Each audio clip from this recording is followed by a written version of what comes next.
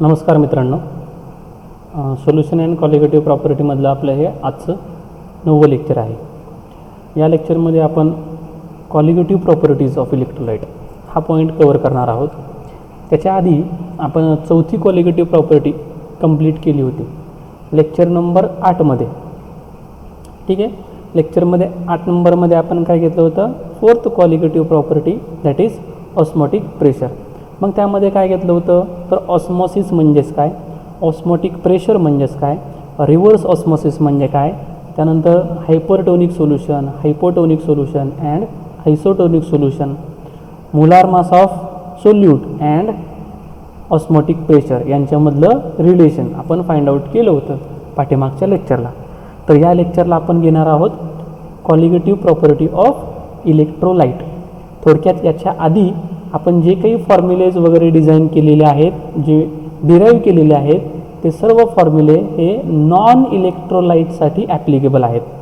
आणि आता इथून पुढे आपण काय करणार, ते इलेक्ट्रोलाइटसाठी वेगळे कसे आहेत आणि ते काय असतील ते फाइंड आउट करणार आहोत.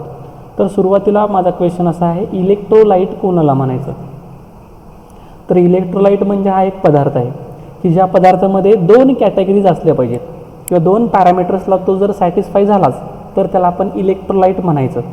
ते 2 पॅरामीटर कोणते, पहिला पॅरामीटर म्हणजे the substance that should be give ions in it fused state or in its aqueous state. एकतर पहिली गोष्ट त्याने आयन्स दिले पाहिजेत. जर तो आयन्स देत असेल तर obviously it is a good conductor of heat and electricity. मग तो काय असणार आहे, good conductor of heat and electricity. म्हणून इलेक्ट्रोलाइट कोणाला म्हणायचं की असा पदार्थ the substance gives its ions कधी in fused or in aqueous solution and conduct electricity, आणि जो कंडक्ट करेल इलेक्ट्रिसिटी त्याला म्हणायचं इलेक्ट्रोलाइट. उदाहरणार्थ NaCl, CuCl2, CuSO4 इत्यादी एक्सेट्रा यांना काय म्हणायचं, इलेक्ट्रोलाइट. समजा मी एक एक्झाम्पल घेतो CuCl2चं. जर हा पाण्यात टाकला तर काय होणार, CuCl2 dissociate into Cu2+ and 2Cl- यांच्यामध्ये त्यांचं डिसोशिएशन होईल. जर कॉलिगेटिव्ह प्रॉपर्टीच्या दृष्टीने पाहायचं असेल तर आपण जर कॉलिगेटिव्ह प्रॉपर्टीच्या अँगलने पाहता असो तर जर मी किती पार्टिकल टाकले तिथं, मी एकच पार्टिकल टाकला, कोणाचा, CuCl2चा. मला मिळाले किती पार्टिकल, तर त्याचे 3 पार्टिकल तयार झाले. ठीक आहे, तर एक पार्टिकल डिझॉल्व झाला, 3 पार्टिकल तयार झाले. कॉलिगेटिव्ह प्रॉपर्टी कशावरती अवलंबून आहे, नंबर ऑफ पार्टिकलवरती. म्हणजे इथं काय होणार बघा, एका पार्टिकलचे कॉलिगेटिव्ह प्रॉपर्टीज आणि 3 पार्टिकलच्या कॉलिगेटिव्ह प्रॉपर्टीज. एक पार्टिकल कन्सिडर केलेला कॉलिगेटिव्ह प्रॉपर्टीपेक्षा 3 पार्टिकल कन्सिडर केलेली कॉलिगेटिव्ह प्रॉपर्टी ही निश्चितच जास्त असणार आहे. म्हणून याच्यावरती आपण असा एक क्वेश्चन घेतला होता पाठीमागं CETला पण, आणि थेअरीला पण हा क्वेश्चन बऱ्याचदा विचारला जातो, which of the following aqueous solutions will exhibit more colligative property. तर यांच्यामधला इलेक्ट्रोलाइट शोधा. सगळ्यांचं कॉन्सन्ट्रेशन सेम आहे, 0.1, 0.1, 0.1 आणि 0.1. सगळ्यांचं कॉन्सन्ट्रेशन जर एकसारखं असेल तर कसं ठरवायचं की कोणाची कॉलिगेटिव्ह प्रॉपर्टी जास्त आहे. तर यांच्यामधला इलेक्ट्रोलाइट निवडायचा. तर हा इलेक्ट्रोलाइट आहे. हे सगळे काय तुमचे नॉन इलेक्ट्रोलाइट, म्हणजे यांचे आयन्स तयार होत नाहीत. याचे आयन्स तयार कसे होतील, K+ आणि NO3-, बरोबर ना. म्हणजे याचे 2 आयन्स तयार होतील, याला 2ने मल्टिप्लाय करायचं, म्हणून याची कॉलिगेटिव्ह प्रॉपर्टी ही जास्त असेल. आलं का लक्षात का, तर मी एक पार्टिकल टाकला तर 3 मिळतात, तसं यांचे एक टाकला तर एकच मिळतो.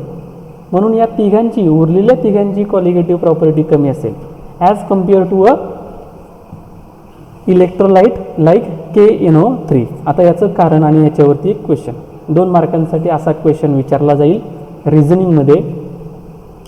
Bye the colligative properties of electrolyte solutions are greater than those of electrolyte solution of same concentration. जसं मी आत्ता सांगितलं, इलेक्ट्रोलाइट आणि नॉन इलेक्ट्रोलाइट सगळ्यांचं कॉन्सन्ट्रेशन एकसारखंच घेतलं तर त्यांच्यामध्ये नॉन इलेक्ट्रोलाइटच्या कॉलिगेटिव्ह प्रॉपर्टी या कमी असतात आणि इलेक्ट्रोलाइटच्या कॉलिगेटिव्ह प्रॉपर्टी या जास्त असतात. तर आपल्या सगळ्यांना माहिती आहे कॉलिगेटिव्ह प्रॉपर्टी कोणावरती अवलंबून असतात? नंबर ऑफ पार्टिकल्सवरती. इलेक्ट्रोलाइटचं डिसोसिएशन झालं तर त्याच्या आयन्स किती तयार होतात? 2 किंवा त्याच्यापेक्षा जास्त आयन्स तयार होतात. तसं नॉन इलेक्ट्रोलाइटचे आयन्स वगैरे तयार होत नाहीत. म्हणजे जर दुसरं सांगायचं झालं दुसऱ्या अँगलने तर एक फॉर्म्युला युनिट इलेक्ट्रोलाइटचा डिझॉल्व केलं तर त्याच्यामध्ये 2 किंवा त्याच्यापेक्षा जास्त आयन्स तयार होतात. म्हणजे टाकताना एकच ॲड केलेले परंतु तयार किती झाले? 2 पेक्षा जास्त तयार झाले. याचा परिणाम असा होतो तर पार्टिकलची संख्या वाढते सोल्युशनमध्ये आणि पार्टिकलची संख्या वाढलीच की कॉलिगेटिव्ह प्रॉपर्टी ही वाढते. तसं नॉन कॉलिगेटिव्ह प्रॉपर्टी नॉन इलेक्ट्रोलाइटच्या मात्र तशी नंबर ऑफ पार्टिकल्स तयार होत नाहीत, जास्त पार्टिकल्स तयार होत नाही आहेत.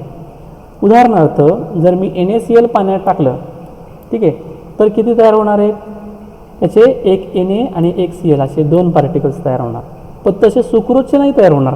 सुक्रोजचा एकच पार्टिकल राहणार बरोबर ना, तो म्हणजे सुक्रोजचं मॉलिक्यूल. NaClचा एक पार्टिकल टाकला म्हणजे NaClचा एक मॉलिक्यूल तर त्याचे 2 पार्टिकल्स तयार झाले म्हणजे Na+ आणि Cl- असे 2 आयन्स तयार झाले. येते का लक्षात? त्या 2 आयन्सला पण काय म्हणायचं? पार्टिकल्स. मॉलिक्यूलला पण काय म्हणायचं? पार्टिकल. पार्टिकलचा विचार केला तर NaClचा एक पार्टिकल टाकला 2 मिळाले बघा. म्हणून it is expected that the colligative property of 0.1 molar NaCl is twice than the 0.1 molar sucrose. दोघांचं सोल्युशन एकसारखंच आहे परंतु कॉलिगेटिव्ह प्रॉपर्टी कोण जास्त दाखवणार? तर NaCl जास्त दाखवणार का? तर त्याचे नंबर ऑफ पार्टिकल्स काय आहेत? डबल झालेत म्हणून. ठीक आहे. तर colligative property of solution of electrolytes are greater than those of expected for a solution of non electrolyte of same concentration. म्हणजे आपण आत्ता वरती सांगितलेले त्याची समरी थोडक्यात इथं मांडलेली आहे. इथपर्यंत कळालं असेल सगळ्यांना. नंबर ऑफ पार्टिकल्स असं काय होतं तर नंबर ऑफ पार्टिकल्स आणि कॉलिगेटिव्ह प्रॉपर्टी हे दोन्ही एकमेकांच्या डायरेक्टली प्रोपोर्शनल असतात. परंतु what about molecular mass? Colligative property वाढणार परंतु मोलार मासचं काय? तर आपण मोलार मासचे एक 2-3 कॉलिगेटिव्ह प्रॉपर्टीचे इक्वेशन पाहू. बघा, lowering in vapour pressure, elevation in boiling point and depression in freezing point या सगळ्यांच्या मध्ये एक काहीतरी कॉमन दिसत असेल. ही कॉलिगेटिव्ह प्रॉपर्टी आहे आणि हे मोलार मास आहे बरोबर. ही कॉलिगेटिव्ह प्रॉपर्टी आणि त्या इक्वेशनमधलं हे मोलार मास. ही कॉलिगेटिव्ह प्रॉपर्टी त्या इक्वेशनमधलं हे मोलार मास. आता मी टाकलेलं नाही आहे परंतु जर टाकलं तर pi osmotic pressure pi is equal to W2 RT divided bye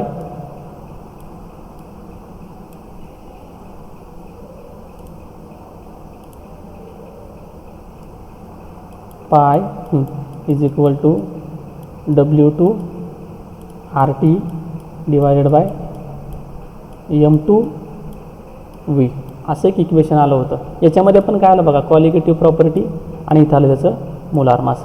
या सगळ्यांच्यावरनं तुम्हाला काय जाणवतंय तर relation between colligative property and molar mass is inversely proportional. म्हणजे जर कॉलिगेटिव्ह प्रॉपर्टी वाढत असेल तर मोलार मास काय दाखवणार आहे? ते कमी दाखवणार. आलं लक्षात सगळ्यांच्या?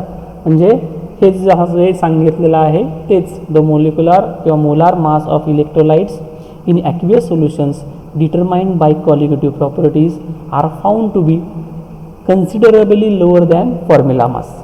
म्हणजे NaClचं मॉलिक्युलर मास किती आहे बरं? 58.5 परंतु दाखवणार किती? हे याच्यापेक्षा कमी दाखवणार. अलग लक्षात का? तर कॉलिगेटिव्ह प्रॉपर्टी जास्त दाखवणार म्हणजे मॉलिक्युलर मास काय दाखवणार? कमी दाखवणार. नेक्स्ट, आता हे सांगण्यासाठी वंट ऑफ फॅक्टर नावाचा एक पॉईंट आलेला आहे. वंट ऑफ फॅक्टर काय सांगतो की हा एक रेशो आहे. कोणाचा रेशो आहे? कॉलिगेटिव्ह प्रॉपर्टीचा रेशो. कोणाच्या? A solution of electrolyte divided by colligative properties of non electrolyte. फक्त कंडिशन काय आहे? त्या दोघांचंही कॉन्सन्ट्रेशन मात्र सेम असलं पाहिजे. म्हणजेच बघा हे वरती सांगितलेलं आहे तेच इथं मॅथमॅटिकली मांडलेलं आहे. काय मांडलेलं आहे? वन टफ फॅक्टर आय, या आय लेटरने हे डिनोट केलं जातं. Van't Hoff factor i is equal to colligative properties of electrolyte solution divided by colligative properties of non electrolyte solution same concentration. त्यांचं दोघांचं कॉन्सन्ट्रेशन मात्र काय असलं पाहिजे? सेम असलं पाहिजे. हे सगळ्या कॉलिगेटिव्ह प्रॉपर्टीज आणि नॉट पी नॉट याचा अर्थ असा होतो की ती नॉन इलेक्ट्रोलाइटसाठीची कॉलिगेटिव्ह प्रॉपर्टी, परंतु दोघांचं कॉन्सन्ट्रेशन काय असेल? सेम असेल. तर वन टफ फॅक्टरची डेफिनेशन दुसरी अशी पण असेल, actual moles of particles in a solution after dissociation and number of formula unit dissolve in a solution. याचा अर्थ असा होतो, समजा मी NaCl घेतलं, NaCl याचा किती पार्टिकल ॲड केला? मी एकच पार्टिकल ॲड केला. मला किती मिळणार आहेत? Na चा एक पार्टिकल मिळणार आणि Clचा एक पार्टिकल इथे मिळणार, बरोबर ना? Na चा एक पार्टिकल आणि Clचा किती पार्टिकल्स मिळाले? 2 पार्टिकल्स. बघा याचा अर्थ असा होतो, actual moles of particles in a solute after dissociation झाल्यानंतर किती मिळाले? 2 मिळाले. आणि moles of formula unit dissolve किती टाकलेले आहेत? फॉर्म्युला युनिट मी एकच टाकलेलं आहे, म्हणजे 1 किती आले वरती? 2. तर हा रेशो किती आला? 2/1, म्हणजे वन टफ फॅक्टरची व्हॅल्यू काय असणार आहे? 2 असणार आहे. Then formula mass of substance divided by observe molecular mass. तोच फॉर्म्युला मी रिव्हर्स केला. का रिव्हर्स केला? तर कॉलिगेटिव्ह प्रॉपर्टी आणि मोलार मास यांच्यामधलं रिलेशन काय असतं? रिव्हर्स असतं म्हणून. म्हणजे theoretical molar mass divided by observe molar mass. So it is m theoretical divided by m observed. One top factor I is equal to 1 for non-electrolyte like sugar, urea and glucose. का बरं? तर जेवढे particles टाकलेले आहेत, समजा मी 2 particle युरियाचे टाकले तर मला मिळणार किती? 2च मिळणार, बरोबर ना? सोल्युशनमध्ये म्हणजे ह्यांचा रेशो किती आला? 1 आला. युरियाचं पण समजा 10 टाकले तर 10च मिळणार, 20 टाकले तर 20च मिळणार. त्यांचे डिसोशिएशन होत नाही, म्हणून जेवढे पार्टिकल्स टाकलेले आहेत तेवढेच मला सोल्युशनमध्ये मिळतील, म्हणून मला रेशो किती मिळणार आहे? 1 मिळणार. परंतु नॉन इलेक्ट्रोलाइटच्या बाबतीत काय होणार? हा रेशो 1 पेक्षा इलेक्ट्रोलाइटसाठी काय होणार? हा रेशो 1 पेक्षा जास्त असणार. मी समजा AlCl3 घेतलं, AlCl3 एक पार्टिकल पाण्यात टाकला, पाण्यात मिळणार किती मला पार्टिकल? 4 मिळणार. टाकलाय किती मी त्यात पार्टिकल? एकच टाकलेलं आहे. आलं का लक्षात? म्हणजे वन टफ फॅक्टरची व्हॅल्यू काय असणार? मोर दॅन 1 असणार. नेक्स्ट बघा, KNO3 साठी किती असणार? 2 असणार, बरोबर ना? NaCl साठी किती पार्टिकल्स टाकले? 1 टाकलेलं आहे, 1. तयार किती झालेले आहेत? 2 तयार झाले. या दोघांसाठी पण सेम. नेक्स्ट Na2SO4 आणि CuCl2 पार्टिकल्स किती टाकलेले आहेत? एकच पार्टिकल टाकला. तयार किती झालेत पार्टिकल? 2 Na+चे आणि 1 SO4- चा किती झाले? 3. Ca चे 1 आणि Cl चे 2 असे टोटल किती तयार झाले? 3. रेशो किती आला? 3/1, 2/1. म्हणजे यांचे कॉलिगेटिव्ह प्रॉपर्टी 2 पटीनं जास्त असतील किंवा 3 पटीनं जास्त असतील. मोलार मास मात्र काय असणार आहे? याचं मोलार मास 2 पटीनं कमी दाखवणार, याचं मोलार मास 3 पटीनं कमी दाखवणार, कारण मोलार मास आणि कॉलिगेटिव्ह प्रॉपर्टी एकमेकांच्या इनव्हर्सली प्रोपोर्शनल आहे म्हणून. बघा पुढं modification of expression of colligative properties. Colligative properties, the expression of colligative properties mentioned earlier, non-electrolytes are modified so as to make applicable for an electrolyte. जे काही मी मगाशी सांगितलं त्या जे फॉर्म्युला आहेत ते सगळे नॉन इलेक्ट्रोलाइटसाठी आहेत. तर इलेक्ट्रोलाइट असेल तर त्यांच्यासाठी हे नवीन फॉर्म्युले डिझाईन केलेले आहेत. Actually P/P01 this is the formula for non इलेक्ट्रोलाइटसाठी आहे, इज इक्वल टू X2. परंतु यांना आयने मल्टिप्लाय करायचं, ठीक आहे. तर मला काय मिळणार? हा फॉर्म्युला कोणासाठी मॉडिफाय झाला? इलेक्ट्रोलाइट सोल्युशनसाठी. हा कोणासाठी आहे? नॉन इलेक्ट्रोलाइटसाठी. तसंच सगळं बाकींचं delta TB is equal to KB multiply by M. हा फॉर्म्युला नॉन इलेक्ट्रोलाइटसाठी. इलेक्ट्रोलाइटसाठी काय असणार? इथं आयने मल्टिप्लाय करायचं. इथे काय लक्षात सगळ्यांच्या? ठीक आहे. Van't Hoff factor, next question, van't Hoff factor and degree of dissociation. Degree of dissociation in bracket त्याला म्हणायचं alpha. Degree of dissociation alpha. Van't Hoff factor denoted by letter small I. Degree of dissociation म्हणजेच काय, किती particles टाकलेले आहेत आणि त्यांच्यापैकी किती जणांचे आयन्स तयार झाले त्याला म्हणायचं डिग्री ऑफ डिसोसिएशन. मी समजा 10 NaClचे पार्टिकल्स पाण्यात टाकले आणि ह्या 10 पैकी 10 जणांचे आयन्स तयार होतील असं नाही प्रत्येक वेळेस. त्या 10 जणांपैकी समजा 7च जणांचे आयन्स तयार झाले, म्हणजे काय तयार झालं, 7 Cl मायनस आणि 7 Na प्लस. 10 पैकी किती जणांचे आयन्स तयार झाले, 7. 10 पैकी out of 10 how many number of particles undergoes ionisation, 7. So degree of dissociation is 0.7. कळलं, डिग्री ऑफ डिसोसिएशन इज 0.7. सगळ्याच जणांचे आयन्स तयार होतील असं नाही. आता आपण एक कन्सिडर करू. काय कन्सिडर करतो मी, एक इलेक्ट्रोलाइट कन्सिडर करतो. काय, AXBY dissolve in a electrolyte.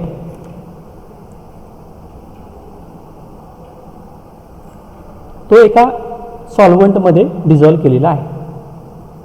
It undergoes dissociation if 2 X ions of M plus and Y ions of N minus as follows. जसं खाली दाखवलेलं आहे त्याप्रमाणे AX आणि BYचं डिसोसिएशन झालं XAY plus YBX minus. Initially सुरुवातीला याचे नंबर ऑफ मोल्स काय असतील, 1 मोल्स.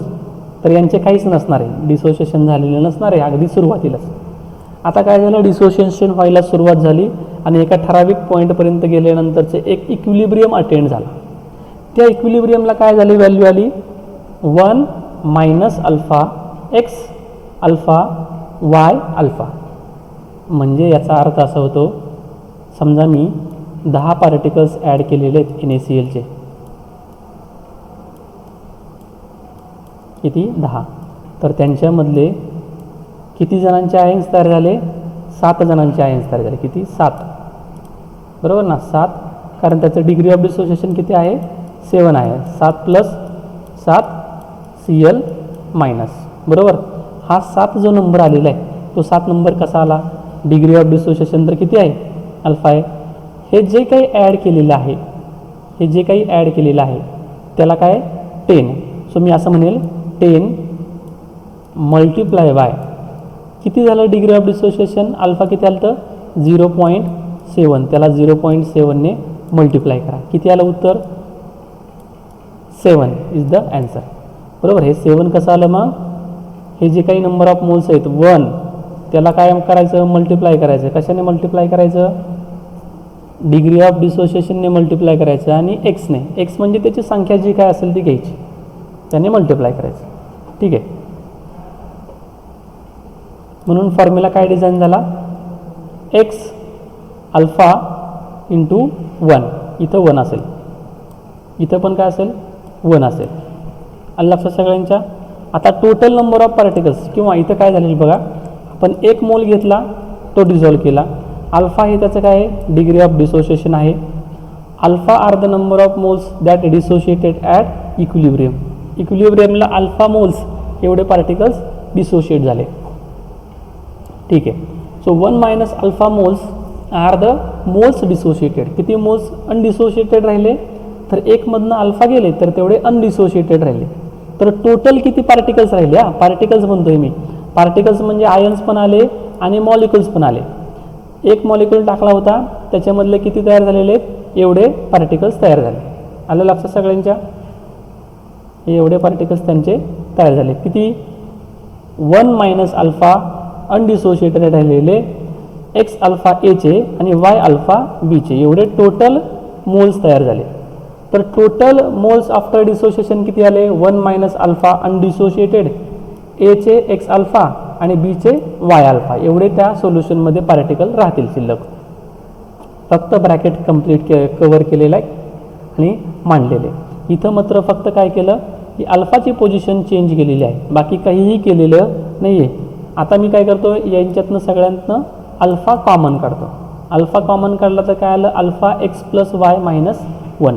एक्स प्लस वाय म्हणजेच काय n, म्हणजे जर NaCl असेल NaCl it gives Na plus आणि Cl minus, Na plus Cl minus. इथं n ची व्हॅल्यू किती आली 2. ठीक आहे, कळतं आहे ना n ची व्हॅल्यू कशी काढायची आहे ते.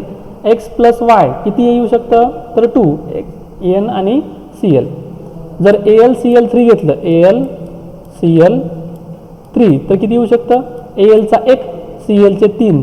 So n is equal to 4. अशा पद्धतीने n ची व्हॅल्यू कॅल्क्युलेट करायची आहे. पुढं मी आता एक्स प्लस वायच्या ऐवजी काय वापरणार n वापरतो. So n minus alpha. So हे काय these are the total number of particles in a solution. पण आपण टाकलेत किती, आपण तर एकच टाकला होता. So observe number of moles किती आलेले आहेत आपले, एवढे आले. आणि थेरॉटिकल आपण किती टाकला होता, एकच ॲड केला होता सुरुवातीला, बरोबर ना, एक ॲड केला होता. तयार किती झालेत, एवढे तयार झालेले आहेत. म्हणजे यांचा रेशो घेतला तर alpha I is equal to 1 plus alpha n minus 1. I minus 1 is equal to alpha into n minus 1. So degree of dissociation alpha is equal to I minus 1 in bracket divided by n minus 1. This is the formula to find out degree of dissociation. Okay, thank you.